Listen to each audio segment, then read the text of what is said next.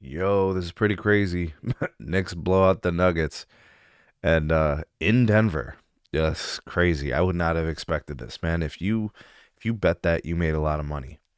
So check this out. The game itself, right? When you're looking at like a basically a 40-point loss for the Nuggets, who actually have gotten a little bit healthier. They're still without Peyton Watson, but they got Joker back. He's been back for a couple of few weeks now. You have Aaron Gordon back, Cam Thomas back, Cam Johnson back, excuse me. Uh, but I mean, just not a good outcome.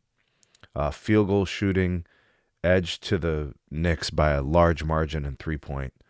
In terms of the way the game went, just the rebounding. What the hell are the Nuggets doing? I mean, look, Joker, we know, has very suspect low motor moments. I get it. And we see a lot of the self-preservation defense where he just lets guys kind of go by and doesn't want to challenge shots. I think he's trying to avoid picking up fouls. But come on, man. You're losing by 40 in a matchup with Karl Anthony Towns, Mitchell Robinson. Now, Mitchell Robinson's the type of guy that can give Joker a hard time because he works the glass because it's all effort. Joker's not like, look at this. You're seeing it on the screen. That's just a simple lob. There's nothing special about that.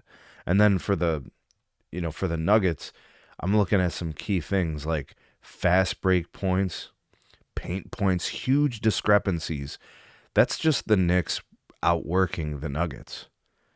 And I'm not sure, if that's something consistent with the Nuggets this year. I have to go back and look. I haven't noticed anything like that.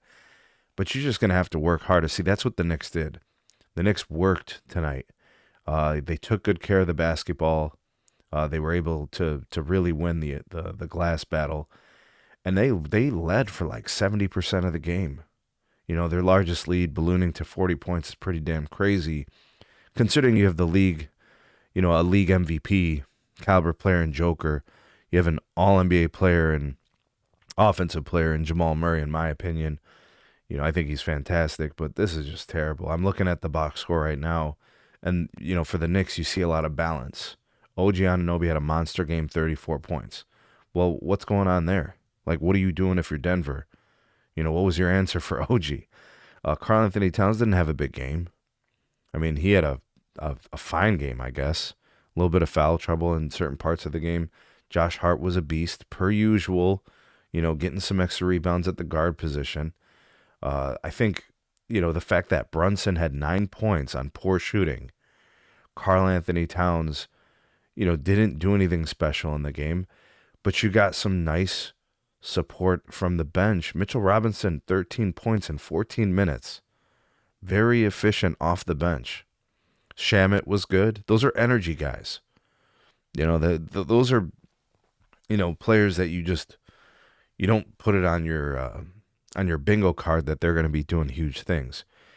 But that's typically how this Knicks team will win. It's from unplanned, big time efforts from certain players. I think OG's a very nice player. Shamit's a nice player. When those guys are involved, the Knicks are dangerous. And it's weird because you think, okay, well, Jalen Brunson's got to have a big game, and Karl Anthony Towns has a big game for them to be good. Well, the truth is the team performs better when the team has more balance offensively because it means the ball's moving around. You're going to get higher quality looks. Having to labor through isolations with Jalen Brunson means guys are standing around, but you see, like, he's dishing here to Mitchell Robinson in the paint. You got defensive breakdowns by the Nuggets. I think that's the best way for the Knicks to run their offense. There may be certain teams, there may be certain matchups where you want to look at Brunson as the primary, scoring option in a game. It's situational. I think the same thing with Karl Anthony Towns. Play through him sometimes, in a sense, like look for him in the post, maybe get him in, as he's kind of coming up the court, he crosses the timeline. Sometimes you see him walk into threes. Maybe that's something you do with certain matchups, but I mean, come on, man. This is a nice win for the Knicks to win by 40 points at Denver. And with the exception of, I think, just Peyton Watson, I mean, the Nuggets were as healthy as they've been in a long time.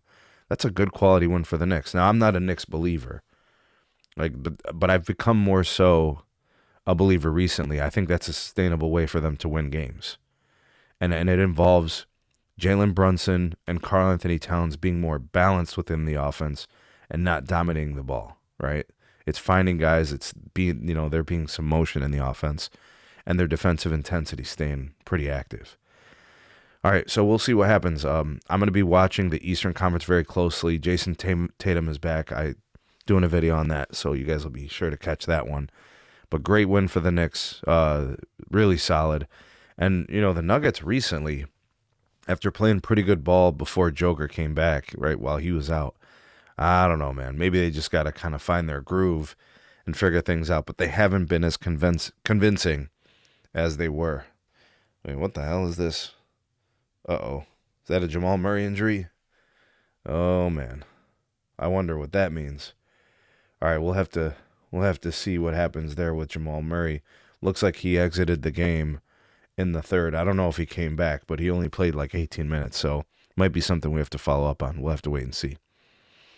They'll need him to be really, really good and healthy in order for them to make a championship run. Anyways, let me know what you guys think. Drop me some comments.